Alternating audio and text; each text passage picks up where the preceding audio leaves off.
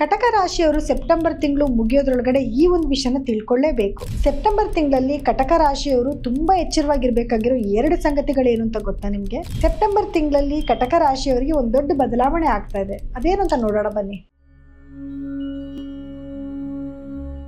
ಜ್ಞಾನಾನಂದಮಯಂ ದೇವಂ ನಿರ್ಮಲ ಸ್ಫಟಿಕಾಕೃತಿಂ ಆಧಾರಂ ಸರ್ವ ವಿದ್ಯಾನಾಂ ಹಯಗ್ರೀವಂ ಉಪಾಸ್ಮಹೆ. ನನ್ನ ಸಮಸ್ತ ಆರಾಧ್ಯಂ ಚಾನೆಲ್ ವೀಕ್ಷಕರೆಲ್ಲರಿಗೂ ಕೂಡ ವಿಭಾ ಶೆಟ್ಟಿ ಮಾಡುವ ನಮಸ್ಕಾರಗಳು. ಮಾಸ ಭವಿಷ್ಯ ಕಾರ್ಯಕ್ರಮಕ್ಕೆ ತಮಗೆಲ್ಲರಿಗೂ ಸ್ವಾಗತ. ಈ ತಿಂಗಳು ಅಂದರೆ ಸೆಪ್ಟೆಂಬರ್ ತಿಂಗಳಲ್ಲಿ ಗ್ರಹಗಳ ಸ್ಥಾನಮಾನದ ಆಧಾರದ ಮೇಲೆ ಏನೆಲ್ಲ ದ್ವಾದಶ ರಾಶಿಗಳ ಮೇಲೆ ಪ್ರಭಾವ ಬೀರುತ್ತೆ ಅನ್ನೋದನ್ನು ನೋಡೋಣ. ಮೊದಲನೇದಾಗಿ ಗ್ರಹಗಳ ಸ್ಥಾನಮಾನ ಹಾಗೂ ಯಾವುದಾದ್ರೂ ಗ್ರಹಗಳ ಬದಲಾವಣೆ ಇದೆಯಾ ಅನ್ನೋದನ್ನ ತಿಳ್ಕೊಳ್ಳೋಣ. ಯಾವ್ಯಾವ ಗ್ರಹಗಳ ಬದಲಾವಣೆ ಇದೆ ಅಂತ ನೋಡೋಕ್ಕೋದ್ರೆ, ಮೊದಲನೇದಾಗಿ ಇದೇ ತಿಂಗಳ 2ನೇ ತಾರೀಕು ಶುಕ್ರ ಗ್ರಹ ಕನ್ಯಾ ರಾಶಿಯಿಂದ ತುಲಾ ರಾಶಿಗೆ ಅಂದರೆ ತನ್ನ ಸ್ವಕ್ಷೇತ್ರಕ್ಕೆ ತನ್ನ ಪರಿವರ್ತನೆ ಆಗ್ತಾ ಇದೆ. ಇನ್ನು ಬುಧ ಗ್ರಹ 7ನೇ ತಾರೀಕು ಸಿಂಹ ರಾಶಿಯಿಂದ ಕನ್ಯಾ ರಾಶಿಗೆ ತನ್ನ ಪತನ ಬದಲಾಯಿಸ್ತಾ ಇದೆ. ಹಾಗೆ 17ನೇ ತಾರೀಕು ಸೂರ್ಯ ಗ್ರಹ ತನ್ನ ಸ್ವಂತ ಮನೆಯಾದ ಸಿಂಹ ರಾಶಿಯಿಂದ ಕನ್ಯಾ ರಾಶಿಗೆ ತನ್ನ ಪತನ ಬದಲಾಯಿಸ್ತಾ ಇದ್ರೆ, ಇನ್ನು ಕುಜಗ್ರಹ 18ನೇ ತಾರೀಕು ಮಿಥುನ ರಾಶಿಯಿಂದ ಕರ್ಕಾಟಕ ರಾಶಿಗೆ ತನ್ನ ಪತನ ಬದಲಾಯಿಸ್ತಿದೆ. ಹಾಗಿದ್ರೆ ಇನ್ನು ಬೇರೆ ಉಳಿದ ಗ್ರಹಗಳ ಸ್ಥಾನಮಾನ ಹೇಗಿದೆ ಅಂತ ನೋಡಿದ್ರೆ ನೋಡಿ, ಕುಂಭ ರಾಶಿನಲ್ಲಿ ರಾಹು ಸ್ಥಿತನಾಗಿದ್ದರೆ ಮೀನ ರಾಶಿನಲ್ಲಿ ಶನಿ ಸ್ಥಿತನಾಗಿರ್ತಾನೆ. ಹಾಗೆ ಕಟಕ ರಾಶಿನಲ್ಲಿ ಕುಜ ಹಾಗೂ ಗುರು ಗ್ರಹಗಳು ಸ್ಥಿತನಾಗಿದ್ದರೆ, ಇನ್ನು ಸಿಂಹ ರಾಶಿನಲ್ಲಿ ಕೇತು ಹಾಗೂ ಸೂರ್ಯ ಗ್ರಹ ಸ್ಥಿತವಾಗಿರುತ್ತೆ. ಹಾಗೆ ಇನ್ನು ಕನ್ಯಾ ರಾಶಿನಲ್ಲಿ ಬುಧ ಗ್ರಹ ಸ್ಥಿತವಾಗಿದ್ದರೆ ತುಲಾ ರಾಶಿನಲ್ಲಿ ಶುಕ್ರ ಗ್ರಹ ಸ್ಥಿತವಾಗಿರುತ್ತೆ. ಹಾಗಿದ್ರೆ ಬನ್ನಿ ದ್ವಾದಶ ರಾಶಿಗಳ ಮೇಲೆ ಏನೆಲ್ಲ ಪ್ರಭಾವ ಬೀರ್ತದೆ ಅನ್ನೋದನ್ನು ನೋಡೋಣ.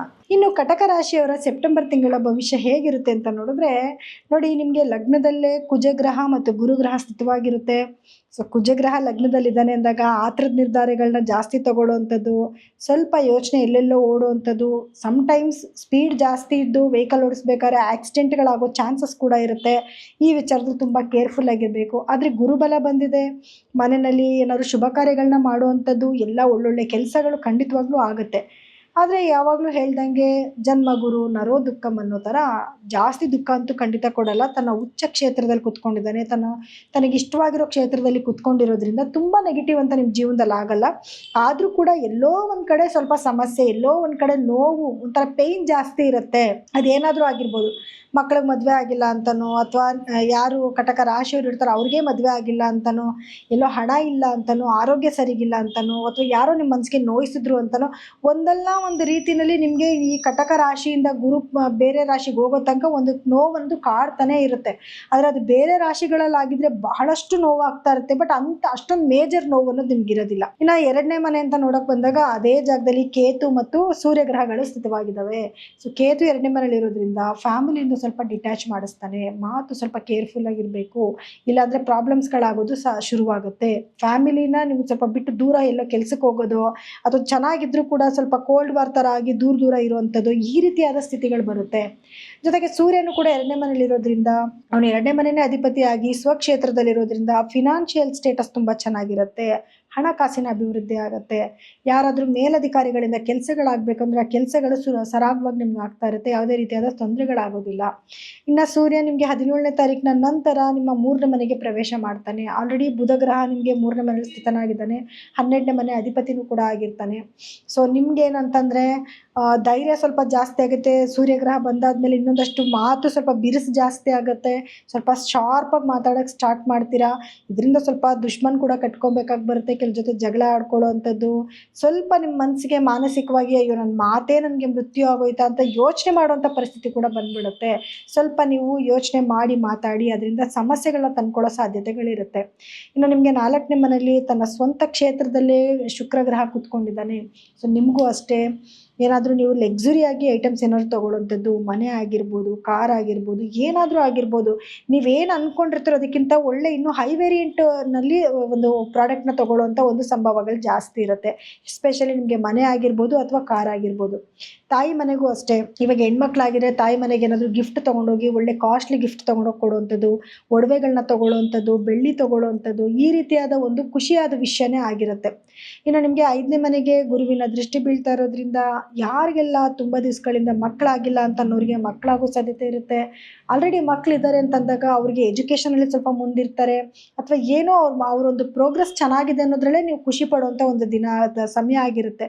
ಸ್ಪೆಷಲಿ ಯಾರಾದರೂ ನಿಮಗೆ ಏನು ಏಜಿಗೆ ಬಂದಿರೋ ಮಕ್ಕಳಿದ್ರೆ ಮದುವೆ ಸೆಟ್ ಆಗೋದು ಅಥವಾ ಕೆಲಸ ಸಿಗುವಂಥದ್ದು, ಯಾವುದಾದ್ರೂ ರೀತಿಯಲ್ಲಿ ನಿಮಗೆ ಒಂದು ಮಕ್ಕಳಿಂದ ಖುಷಿ ಆಗುವಂಥ ಒಂದು ವಿಷಯ ಆಗುತ್ತೆ. ಇನ್ನು ನಿಮಗೆ 7th ಹೌಸ್ಗೆ ಕೂಡ ಗುರುದೃಷ್ಟಿ ಇರೋದ್ರಿಂದ ಗಂಡ ಹೆಂಡತಿ ಮಧ್ಯದಲ್ಲಿ ಇದ್ದಂಥ ವೈಮನಸ್ಯಗಳು ಕ್ರಮೇಣವಾಗಿ ಕಮ್ಮಿ ಆಗುತ್ತೆ. 5ನೇ ಮನೆಗೂ ಗುರುದೃಷ್ಟಿ ಇದೆಯಲ್ವಾ, ಸೊ ಈ ಕಾರಣಕ್ಕೆ ಏನಾಗುತ್ತೆ, ಪ್ರೇಮಿಗಳ ಮಧ್ಯದಲ್ಲಿ ಬಾಂಡೇಜ್ ಜಾಸ್ತಿ ಆಗುತ್ತೆ, ಮದುವೆಗಳಾಗುವಂಥ ಸಂಭವ ಕೂಡ ಜಾಸ್ತಿ ಇರುತ್ತೆ. ಹಾಗೆ ಗಂಡ ಹೆಂಡತಿ ಮಧ್ಯದಲ್ಲೂ ಕೂಡ ಪ್ರೀತಿ ವಿಶ್ವಾಸ ಜಾಸ್ತಿ ಆಗುತ್ತೆ, ಗೌರವ ಒಬ್ಬರ ಮೇಲೊಬ್ಬರಿಗೆ ಜಾಸ್ತಿ ಆಗುತ್ತೆ. ಮನೆ ವಾತಾವರಣ ಮಾತ್ರ ತುಂಬಾ ಚೆನ್ನಾಗಿರುತ್ತೆ, ಒಂಚೂರು ಪ್ರಶಾಂತವಾಗಿರೋಕ್ಕೆ ಶುರು ಆಗುತ್ತೆ. ಇನ್ನು ನಿಮಗೆ 6ನೇ ಮನೆ ಅಂತ, ಇನ್ನು 8ನೇ ಮನೆಯಲ್ಲಿ ರಾಹು ಸ್ಥಿತನಾಗಿರೋದ್ರಿಂದ ಆರೋಗ್ಯದಲ್ಲಿ ಸಣ್ಣ ಪುಟ್ಟ ಏರುಪೇರುಗಳು ಬರೋದಂತೂ ಖಂಡಿತ. ಸ್ವಲ್ಪ ಹೃದಯಕ್ಕೆ ಸಂಬಂಧಪಟ್ಟಿರೋದಾಗಿರ್ಬೋದು ಅಥವಾ ರಕ್ತಕ್ಕೆ ಸಂಬಂಧಪಟ್ಟಿರೋಂಥದ್ದಾಗಿರ್ಬೋದು, ಕೆಲವು ಸಮಸ್ಯೆಗಳು ಬರೋ ಚಾನ್ಸಸ್ ಇರುತ್ತೆ. ಏನೇ ಬಂದರೂ ಕೂಡ ನೀವು ಬಿಗಿನಿಂಗಲ್ಲೇ ಅದನ್ನು ತೋರಿಸ್ಕೊಳ್ಳೋದ್ರಿಂದ ಜಾಸ್ತಿ ಆಗೋದನ್ನ ಖಂಡಿತವಾಗ್ಲೂ ನೀವು ತಪ್ಪಿಸ್ಬೋದು. ಇನ್ನು ನಿಮಗೆ 9ನೇ ಮನೆ ಅಂತ ಬಂದಾಗ ಶನಿ ಗ್ರಹ ಮತ್ತು ಗುರುವಿನ ದೃಷ್ಟಿ ಎರಡೂ ಕೂಡ ಇದೆ. ಅದೃಷ್ಟದ ಮನೆ ಆಗಿರೋದ್ರಿಂದ, ಅದು ಶನಿ ಅಲ್ಲೇ ಕುತ್ಕೊಂಡಿರೋದ್ರಿಂದ, ಶನಿ ಕೂತ್ ಮನೆಗೆ ಒಳ್ಳೇದೇ ಮಾಡ್ತಾನೆ, ಕೆಟ್ಟದ್ದು ಮಾಡೋದಿಲ್ಲ. ಹಾಗಾಗಿ ಅದ್ರ ಬಗ್ಗೆ ತುಂಬ ಆತಂಕ ಪಡೋವಂಥ ಅವಶ್ಯಕತೆ ಇಲ್ಲ. ನಿಮಗೆ ನಿಧಾನ ಆಗ್ಬೋದು, ಡಿಲೇ ಆಗ್ಬೋದು. ನಿಮ್ಗೇನಾದರೂ ಒಂದು ತವ್ರ ಮನೆಯಿಂದ ಬರ್ತಿದೆ ಅನ್ನೋದು ಅಥವಾ ತಂದೆ ಮನೆಯಿಂದ ಬರ್ತಿದೆ ಅಂತ ಅನ್ನೋದು, ಅಥವಾ ಏನಾದರೂ ನಿಮಗೆ ಒಂದು ಪಿತ್ರಾರ್ಜಿತ ಆಸ್ತಿ ಬರ್ತಿದೆ ಅನ್ನೋದು, ಯಾವುದಾದ್ರೂ ವಿಚಾರಗಳಲ್ಲಿ ನಿಮಗೆ ಡಿಲೇ ಅನ್ನೋದನ್ನ ತೋರಿಸುತ್ತೆ. ಸ್ಪೆಷಲಿ ನಿಮಗೆ ಗುರು ದೃಷ್ಟಿ ಬೀಳ್ತಾ ಇರೋದ್ರಿಂದ ಅದೃಷ್ಟಕರವಾದ ಬದಲಾವಣೆಗಳು, ಅದೃಷ್ಟಕರವಾದ ವಿಚಾರಗಳು ನಿಮ್ಮ ಹತ್ರ ಬರುವಂಥದ್ದು, ಒಳ್ಳೊಳ್ಳೆ ಕೆಲಸಗಳನ್ನ ಮಾಡುವಂಥದ್ದು, ಇದೆಲ್ಲವೂ ಕೂಡ ನೀವು ನೋಡ್ಬೋದು. ಸೊ ಈ ಟೈಮಲ್ಲಿ ಬಂದು ನಿಮಗೆ ಮೇಜರ್ ನೆಗೆಟಿವ್ ಅನ್ನೋದು ಯಾವುದೂ ಇಲ್ಲ. ಲಾಸಸ್ ಆಗುವಂಥದ್ದು, ಕಳ್ಕೊಳ್ಳುವಂಥದ್ದು, ಈ ರೀತಿಯಾದ ಮೇಜರ್ ನೆಗೆಟಿವಿಟಿ ಅನ್ನೋದಿಲ್ಲ. ಇನ್ನು ಪರಿಹಾರವಾಗಿ ಏನು ಮಾಡ್ಕೋಬೇಕು, ಎಲ್ಲ ಚೆನ್ನಾಗಿದೆ, ಆದರೂ ಪರಿಹಾರವಾಗಿ ಏನು ಮಾಡಬೇಕು ಅಂದರೆ, ನೋಡಿ, ಕಟಕ ರಾಶಿಯವರು ಯಾವಾಗಲೂ ಕೂಡ ಚಂಚಲ ಚಿತ್ತರಾಗಿರ್ತೀರಾ. ಇವಾಗ ತೊಗೊಂಡಿರೋ ಡಿಸಿಷನ್ ಇನ್ನೊಂದು 10 ನಿಮಿಷಕ್ಕೆ ಚೇಂಜ್ ಮಾಡಿಬಿಡುವಂಥದ್ದು, ಮನಸ್ಥಿತಿ ಕರೆಕ್ಟಾಗಿರಲ್ಲ. ಅವಾಗವಾಗ ನಿಮಗೆ ಮೂಡ್ ಸ್ವಿಂಗ್ ಆಗ್ತಾ ಇರುತ್ತೆ. ಈ ಎಲ್ಲ ಕಾರಣಕ್ಕೋಸ್ಕರ ಪ್ರತಿದಿನ ಮೆಡಿಟೇಷನ್ ಮಾಡೋದನ್ನ ನಿಮ್ಮ ಲೈಫ್ ಟೈಮ್ ನೀವು ರೂಢಿ ಮಾಡ್ಕೋಬೇಕಾಗತ್ತೆ. ಪ್ರತಿ ಸೋಮವಾರ ಶಿವನ ಅಭಿಷೇಕ ನೋಡೋದು ತುಂಬ ಒಳ್ಳೆಯದು. ಈಗ ಕೆಲಸದ ನಿಮಿತ್ತ ನೋಡೋಕ್ಕಾಗೋದಿಲ್ಲ ಅಂತಂದಾಗ ಅಟ್ಲೀಸ್ಟ್ ತಿಂಗಳಲ್ಲಿ ಅದನ್ನು ಒಂದು ಸೋಮವಾರನಾದರೂ ರುದ್ರಾಭಿಷೇಕಕ್ಕೆ ಕೊಟ್ಟು ನೀವು ಕುತ್ಕೊಂಡು ಅದನ್ನು ಅಭಿಷೇಕ ನೋಡೋದ್ರಿಂದನೂ ಕೂಡ ಮನಸ್ಸು ಶಾಂತವಾಗುತ್ತೆ. ಇದೊಂದೇ ನಿಮಗೆ ಮೇಯ್ನ್ ನಿಮಗೆ ಸಂತೋಷನ ತೊಗೊಂಬಂದು ಕೊಡುವಂಥದ್ದು. ಖಂಡಿತವಾಗ್ಲೂ ಈ ಕೆಲಸಗಳನ್ನ ಮಾಡ್ಕೊಳ್ಳಿ. ಕುಜಗ್ರಹ ನಿಮ್ಮ ಲಗ್ನದಲ್ಲೇ ಇರೋದ್ರಿಂದ ಮಂಗಳವಾರದ ದಿವಸನೋ ಅಥವಾ ತಿಂಗಳಲ್ಲಿ ಒಂದು ಮಂಗಳವಾರನಾದರೂ ತೊಗರಿಬೇಳೆನ ತೊಗೊಂಡೋಗಿ ಸ್ವಲ್ಪ ದಾನ ಮಾಡಿ. ಖಂಡಿತವಾಗ್ಲೂ ನೀವು ಅಂದ್ಕೊಳ್ಳೋಂಥ ಕೆಲಸಗಳು ನೆರವೇರುತ್ತೆ. ಇನ್ನು ಇದಾಗಿತ್ತು ದ್ವಾದಶ ರಾಶಿಗಳ ಈ ತಿಂಗಳ ಒಂದು ಭವಿಷ್ಯ. ಆದರೂ ಕೂಡ ನಿಮ್ಮ ದಶಾಭುಕ್ತಿ ಆಗಿರ್ಬೋದು, ಗ್ರಹಗಳ ಸ್ಥಾನಮಾನ ಆಗಿರ್ಬೋದು, ಅದೆಲ್ಲ ಬಹಳ ಬಹಳ ಮುಖ್ಯ ಆಗಿರುತ್ತೆ. ದಯವಿಟ್ಟು ನಿಮ್ಮ ಒಂದು ದಶಾಭುಕ್ತಿ ಏನು ನಡೀತಿದೆ, ಒಳ್ಳೆ ಮನೆಯದು ನಡೀತಿದೆಯಾ ಅಥವಾ ದುಸ್ಥಾನಾಧಿಪತಿಗಳೇನಾದರೂ ಆ್ಯಕ್ಟಿವ್ ಆಗಿದ್ದಾರಾ ಅನ್ನೋದನ್ನ ನೋಡ್ಕೋಬೇಕಾಗತ್ತೆ. ಅದಕ್ಕೆ ತಕ್ಕ ಪರಿಹಾರ ಮಾಡ್ಕೊಂಡು ಹೋಗೋದ್ರಿಂದ ಖಂಡಿತವಾಗ್ಲೂ ನಿಮ್ಗೆ ಆಗುವಂಥ ಮೇಜರ್ ಪ್ರಾಬ್ಲಮ್ನ ಖಂಡಿತ ರೆಡ್ಯೂಸ್ ಮಾಡ್ಕೋಬೋದು. ನೀವೇನಾದರೂ ನಿಮ್ಮ ಜಾತಕಗಳನ್ನ ಪರಿಶೀಲನೆ ಮಾಡಿಸ್ಕೋಬೇಕು ಅಂದರೆ ಕೆಳಗಡೆ ಸ್ಕ್ರೋಲ್ ಆಗ್ತಿರೋಂತಹ ನಮ್ಮ ನಂಬರ್ಗೆ ಕರೆ ಮಾಡಿ ನಿಮ್ಮ ಅಪಾಯಿಂಟ್ಮೆಂಟ್ನ ಫಿಕ್ಸ್ ಮಾಡ್ಕೋಬೋದು. ಸೊ ಎಲ್ಲರಿಗೂ ಕೂಡ ನನ್ನ ಧನ್ಯವಾದಗಳು.